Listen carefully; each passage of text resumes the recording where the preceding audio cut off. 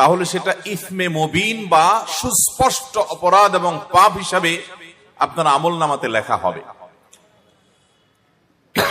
নবী করিম সাল্লাল্লাহু আলাইহি সাল্লামকে জিজ্ঞাসা করা হয়েছে, আবু মুসা আশআরী রাদিয়াল্লাহু তাআলা আনহু সিনিয়র সাহাবী, তিনি বর্ণনা করেছেন, হাদিসটি বুখারী মুসলিমে একযোগে বর্ণনা করেছে যে নবীজি সাল্লাল্লাহু আলাইহি সাল্লামকে জিজ্ঞাসা করা হয়েছে, আইয়ুল ইসলামি আফদল, কোন ইসলামটা সবচাইতে বেটার, বেস্ট, সবচাইতে উত্তম ইসলাম কোনটা, কোন মুসলমান সবচাইতে উত্তম মুসলমান হতে পারবে?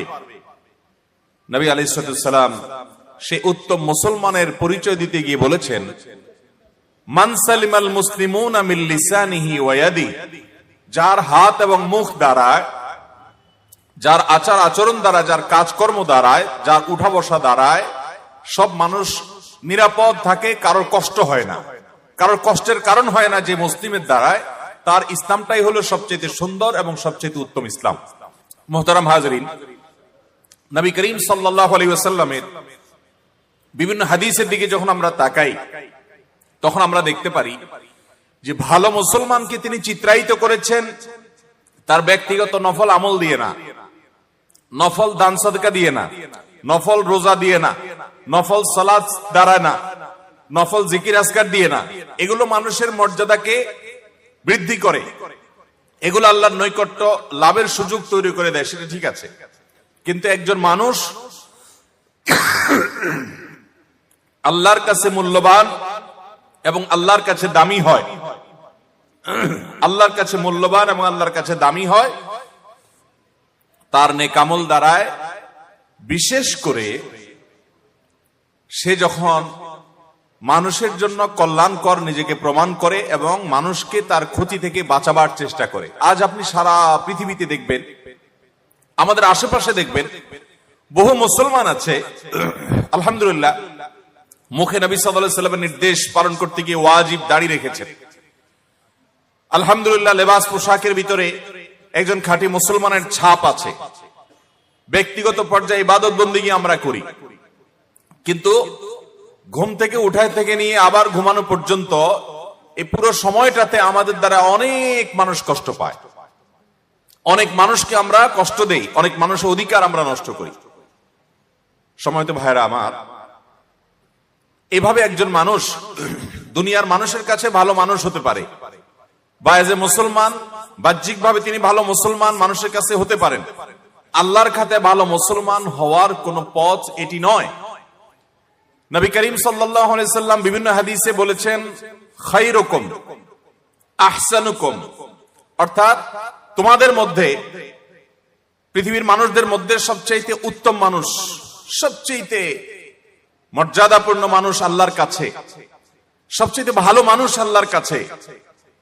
এই কথা বলে তিনি কিছু মানুষের কথা, কিছু চরিত্রের কথা উল্লেখ করেছেন, যে এই চরিত্রটা যার মধ্যে আছে সে হলো আল্লাহর কাছে সবচেয়ে ভালো মানুষ, অমুক চরিত্রটা যার মধ্যে আছে সে হলো আল্লাহর কাছে সবচেয়ে শ্রেষ্ঠ মানুষ, অমুক গুণটা যার মধ্যে আছে সে হবে কিয়ামতের ময়দানে সবচেয়ে উত্তম মানুষ, মর্যাদাবান মানুষ। এ জাতীয় যত হাদিস আছে, এই হাদিসগুলোকে আমি একবার খোঁজার চেষ্টা করেছি অনলাইন লাইব্রেরিতে, যেখানে হাজার হাজার লক্ষ লক্ষ হাদিস আছে, সেখানে আমি সার্চ দিয়ে দেখেছি এবং ঘাটাঘাটি করে দেখেছি বিভিন্ন কিতাব পত্রে। আহসানুকুম, খিয়ারুকুম, খায়রুকুম, আহাসিনুকুম, যত রকমের হাদিস এরকম আছে, সবগুলো একত্র করলে দেখা যায় নবী করিম সাল্লাল্লাহু আলাইহি সাল্লাম সে সকল চরিত্রের মানুষদেরকেই বলেছেন সবচেয়ে উত্তম, সবচেয়ে শ্রেষ্ঠ, সবচেয়ে মর্যাদাবান, আল্লাহর কাছে সবচেয়ে প্রিয়, যে মানুষগুলো তাদের আচার আচরণ দ্বারায়, তাদের কাজকর্ম দ্বারায়, তাদের সার্বিক সব বিষয় দ্বারায় অন্য কোন মানুষ, এমনকি কোন প্রাণী, এমনকি কোন ভিন্ন ধর্মের মানুষ, এমনকি কোন কীট পতঙ্গ, এমনকি আল্লাহর কোন ক্ষুদ্রাতি ক্ষুদ্র সৃষ্টি, তারও কষ্টের কোনো কারণ হয় না। এই মানুষগুলোই আল্লাহর কাছে প্রিয় হয়, এই মানুষগুলোই দামি হয়, এই মানুষগুলো শ্রেষ্ঠ হয়। অথচ এটাকে আমরা মনে করি জাস্ট একটা ম্যানার্সের ব্যাপার, জাস্ট একটা সামাজিকতার ব্যাপার, জাস্ট একটা মানবীয় গুণের ব্যাপার।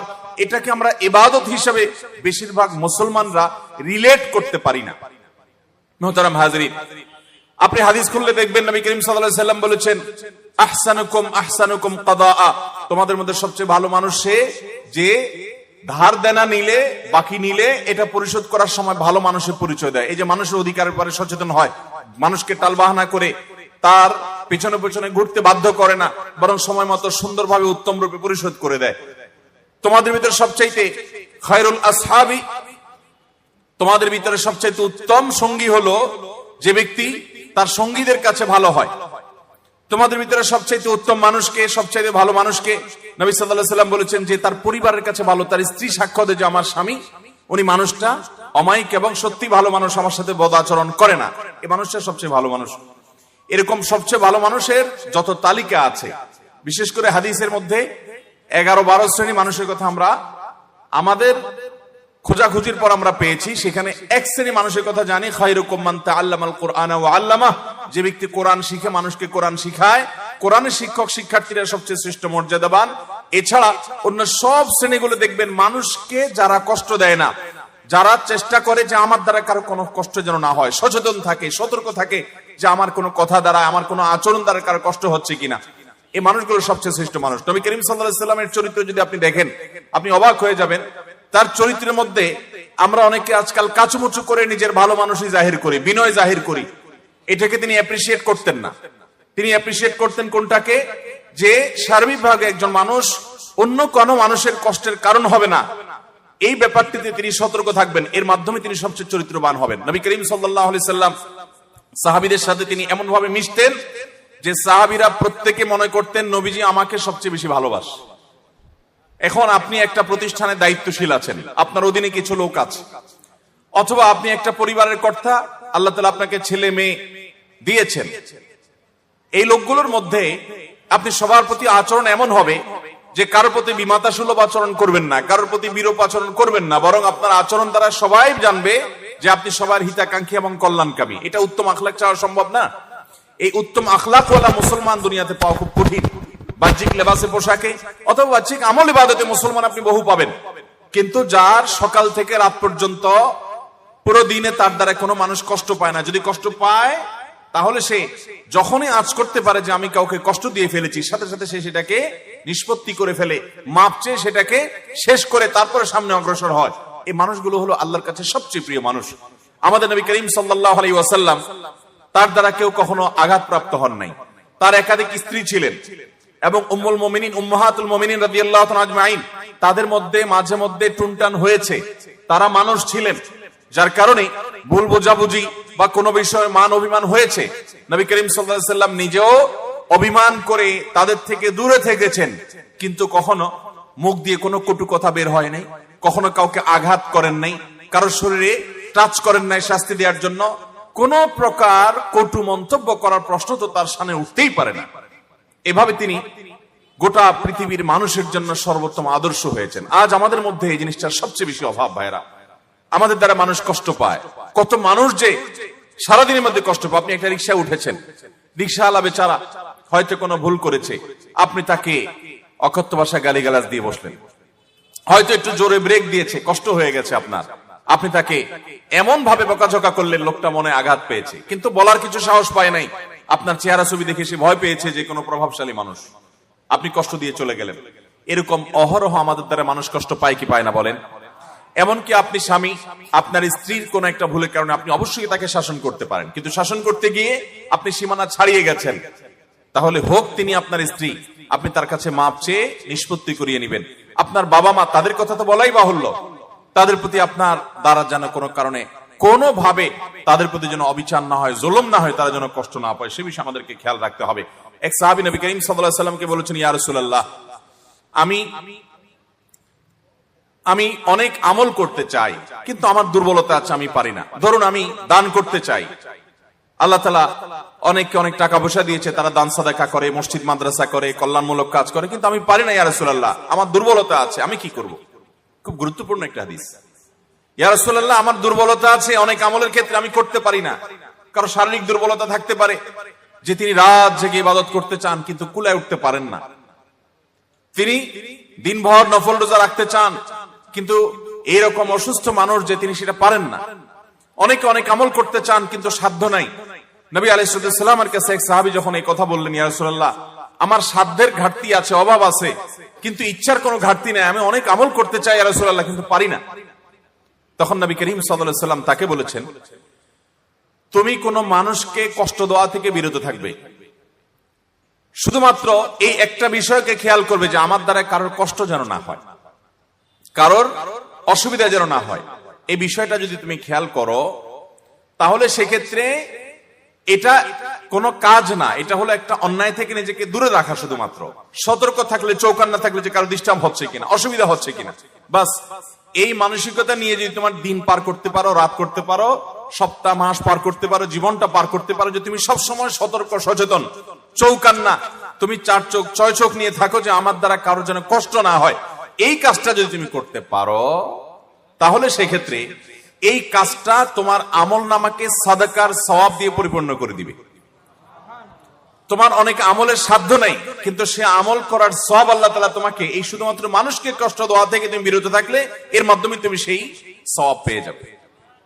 ডক্টর খন্দকার আব্দুল্লাহ জাহাঙ্গীর রহমতুল্লাহি আলাইহি বাংলাদেশের প্রথিতযশা একজন আলেম দ্বীন দাঈ আল্লাহ ছিলেন। তিনি তার এই বক্তব্যে বলেছেন যে আমি আমার এই ক্ষুদ্র জীবনে ইসলামিক সাবজেক্টের উপরে, কোরআন এবং হাদিসের উপরে পিএইচডি ডিগ্রি পর্যন্ত নিয়েছি, দেশে বিদেশে পৃথিবীর বিভিন্ন জায়গায় উচ্চতর শিক্ষা অর্জন করেছি। এরপরে ইসলাম বিশ্ববিদ্যালয় কুষ্টিয়াতে তিনি প্রফেসর ছিলেন, আল হাদিস ডিপার্টমেন্টে দীর্ঘদিন হাদিস পড়িয়েছেন।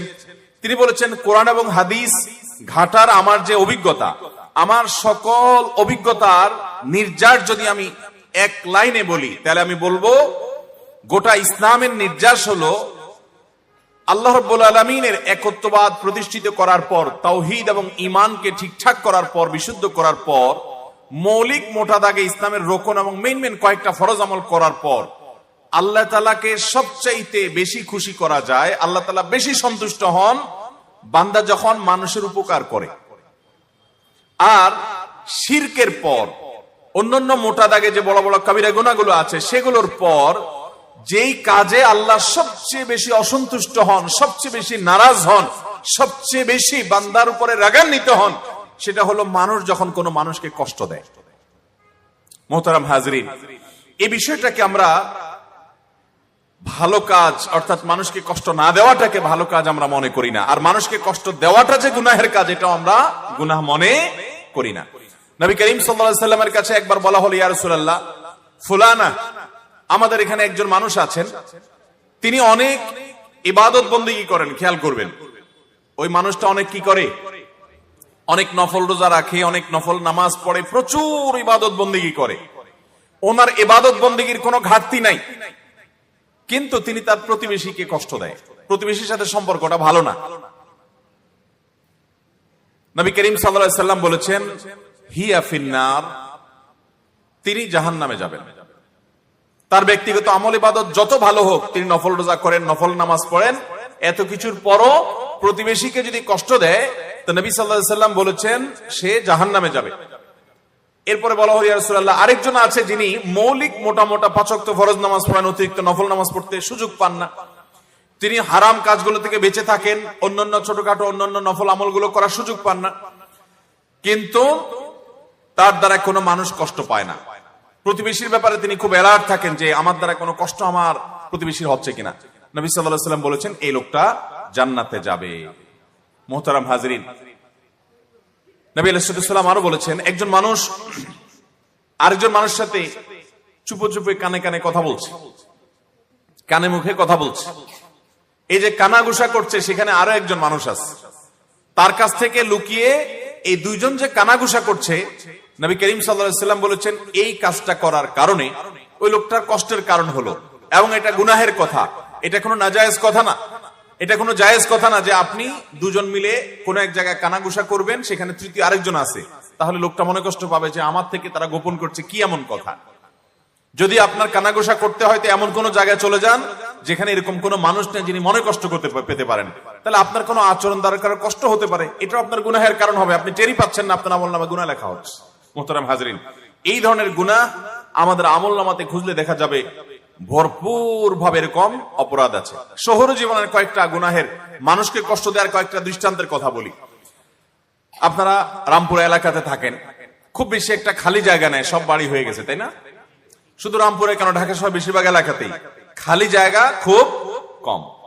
যদি কোনো খালি জায়গা থাকে, ধরুন আশেপাশে সব বিল্ডিং ভবন হয়ে গেছে, মাঝে একটা খালি জায়গা আছে, এই খালি জায়গাটা, এটার কি দশা হয় বলেন? বেশিরভাগ জায়গাগুলো ময়লার বাগাড়ে পরিণত হয়, ঠিক কিনা বলেন? একজন মসজিদে যাচ্ছে ফজরের নামাজ পড়ার জন্য, 5 ওয়াক্ত নামাজের মধ্যে সবচেয়ে গুরুত্বপূর্ণ নামাজ আসর এবং ফজরের নামাজ। মুনাফিকের খাতা থেকে নাম কেটে যায় ফজর এবং এশা যে পড়তে পারে, আর ফজর এবং এশা যার জন্য পড়া কষ্টকর, মুনাফিকের লক্ষণ তার ভিতরে আছে।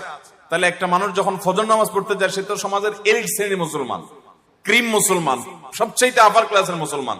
এই আপার ক্লাসের মুসলমানটা ফজর নামাজ পড়তে যাওয়ার সময় অনেক সময় দেখা যায় কোন কোন মানুষকে, আমি তো বহু দেখেছি ঢাকায়, যে আপনার ময়লার পলিথিনটা বাসা থেকে নিয়ে উনি ফজর নামাজ দিকে যাচ্ছেন, যাওয়ার সময় নিজের বিল্ডিং এর সামনে একটা খালি জায়গা আছে, উপর থেকে ছুঁড়ে ফেলে দিলেন খালি জায়গা দিয়া, উনি বিসমিল্লাহ বলে ছুটছেন হয়তো আবার, এরপর তিনি মসজিদে চলে গেলেন। এরকম মুসলমান আমাদের সমাজে খুব অল্প না অনেক বেশি? এই যে কাজটা করলাম, কাজটা কি হালাল হলো না হারাম হলো? হারাম। এরপরে আপনি চিপস খেয়ে বিস্কিট খেয়ে আপনি ঠোঙাটা আস্তে করে ছেড়ে দিলেন রাস্তায়, এই ঠোঙাটা বাতাসে নিয়ে ফেললো ড্রেনে, এই ড্রেনে পানি জমলো এবং জলাবদ্ধতা তৈরি হলো, সামান্য বৃষ্টিতেই সব তলিয়ে গেল। এমনিতেই নানা দিক থেকে অবকাঠামোগত দুর্বলতা তো আছেই, এর মধ্যে আবার আপনি মরার উপরে খড়ার ঘাড় মতো করে ঠোঙ্গা ফেলাইলেন। আপনার ঠোঙ্গা আপনার মতো এরকম আরো 100 জন ফেললো, 200 জন ফেললো, এগুলো যেতে যেতে ড্রেনে জ্যাম হয়ে এলো, পানি জমে গেল। এমনকি ওই পানি থেকে, সেখান থেকে আপনার এডিস মশা জন্ম নিয়ে, সেই মশা কোনো মানুষকে কামড় দিয়ে ক্ষতিগ্রস্ত করে, অসুস্থ করে, এমনকি মৃত্যুর মুখেও পতিত করতে পারে। আপনি কিন্তু জানলেন না, ওই যে ফেলে দিয়ে চলে গেলেন। ডাব খেয়ে ডাবের খোসাটা, মালাটা আপনি ফেলে দিয়ে চলে গেলেন, এই মালা, সেখানে বৃষ্টির পানি জমলো, সেখানে মশা তৈরি হলো, সেই মশার মধ্যে এডিস মশা তৈরি হয়ে সেই মশা কোনো মানুষকে দংশন করে, দেখা গেল তার ইমিউন সিস্টেম দুর্বল বা কোনো কারণে সে মৃত্যু মুখে পতিত হয়ে গেল বা সাফার করলো, অনেক টাকা খরচ হয়ে গেল। এই ধরনের আমাদের অজান্তে গুনাহ হয় কি হয় না বলেন? কিন্তু এই কাজগুলোকে আমরা কি গুনাহ মনে করি? কয়জন মানুষ গুনাহ মনে করি বলেন? সম্মানিত ভাইরা আমার, শুধুমাত্র এগুলাই নয়, আমরা যখন কথা বলি, আমি গতকালকে কোন এক জায়গায় খুব ভালো একটা মসজিদে সালাত আদায় করেছিলাম, তো দেখি যে সেই মসজিদের একজন নিয়মিত মুসল্লি, মাশাআল্লাহ খুব লম্বা দাড়িও আছে, পাঞ্জাবি গায়ে আছে, মাথায় টুপিও আছে, বোঝা যাচ্ছে উনি প্র্যাকটিসিং মুসলমান। ওনার কোন একটা সমস্যা নিয়ে উনি ফোনে আলাপ করছেন, দুনিয়াবী সমস্যা, এমন জোরে জোরে আওয়াজ করছেন যে আশেপাশে মানুষের নামাজের কেরাত ভুলে যাওয়ার উপক্রম। এই ধরনের ঘটনাগুলো আমাদের সমাজে এত বেশি হয় যে আমরা এগুলো খেয়ালই করি না, যে আমার দ্বারা আরেকটা মানুষের কষ্ট হচ্ছে বা কষ্ট হতে পারে। আপনি ঢাকা শহরের সর্বত্র দেখবেন যে প্রায় সময় বিয়ে শাদী উপলক্ষে একটু বেশি দেখা যায়, অন্য সময় দেখা যায় যে হাই ভলিউমে গানের আওয়াজ শুনি আমরা, আছে না নেই? আমাদের তরুণরা হাই ভলিউমে গানের আওয়াজ শোনার অভ্যাস আছে না নেই? তরুণদেরকে যদি বলেন যে ভাই গান শুনতে চান শুনেন, আপনি আস্তে শুনেন, আপনি জোরে আওয়াজ দিয়ে শুনছেন কেন? তো যুবক কোলাপন অনেক সময় বলে, হুজুর এটা হাই ভলিউমে শুনলে এটা একটা আলাদা একটা ফিলিংস আছে। এটা তো আপনাদের বোঝার কথা না। কিন্তু ভাই, আপনার ফিলিংস এর কথা না হয় আমি বুঝলাম, কিন্তু আপনার গানের আওয়াজ আর একটা মানুষের কষ্টের কারণ যদি হয়, তাহলে